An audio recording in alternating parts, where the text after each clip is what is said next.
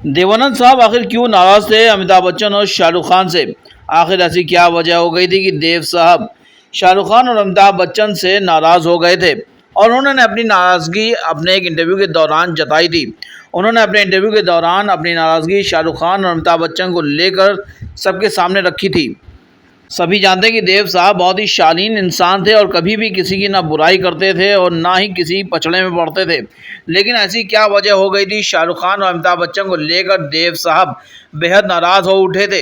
शाहरुख खान और अमिताभ बच्चन जिनको हर कोई बहुत प्यार करता है, आखिर ऐसी क्या बात हुई जिसको लेकर देव साहब इन दोनों से नाराज हो गए थे?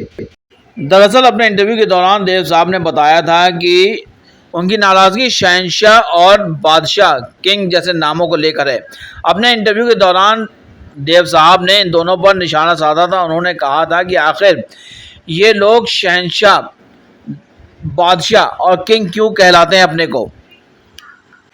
इनके अलावा भी और भी बहुत सारे एक्टर हैं जो बहुत अच्छे हैं। हर एक्टर अच्छा है अपनी अपनी जगह पर, लेकिन आखिर ये क्यों अपने को ये कहलाना पसंद करवाते हैं। इनको मना कर देना चाहिए इस तरह के नामों से पुकारने के लिए।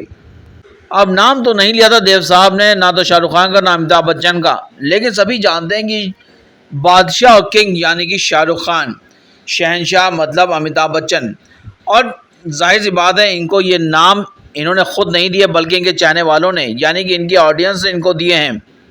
एक एक्टर के लिए ऑडियंस की तरफ से दिया गया ये तोहफा ज़िंदगी भर के लिए एक कमाई होती है।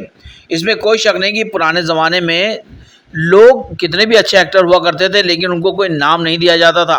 हाँ, राजेंद्र कुमार साहब को जुबली कुमार ज़रूर कहा जाता था। इसमें कोई शक नहीं कि देव साहब भी अपने ज़माने में सुपरस्टार हुआ करते थे।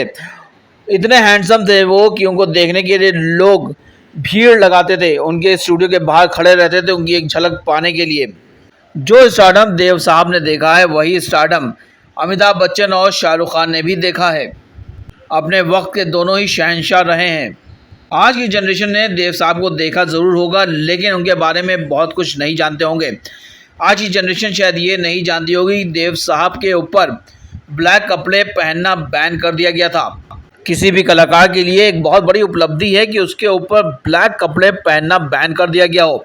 आज की जनरेशन को शायद ये नहीं पता होगा कि आखिर क्यों ब्लैक कपड़े देवानंद साहब पर बैन कर दिए गए थे।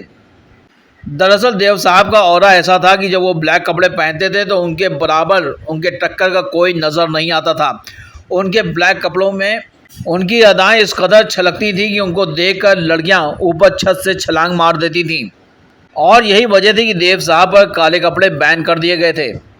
ये एक बहुत बड़ी उपलब्धि है क्योंकि इस तरह की उपलब्धि आज तक फिल्म इंडस्ट्री में किसी भी एक्टर ने नहीं पाई है कि उसके ऊपर कोई एक पर्टिकुलर रंग बैन कर दिया गया हो, सिर्फ इसलिए कि उसको देखने के बाद लड़कियां बेकाबू हो जाती थी और छतों से कूद पड़ती थीं।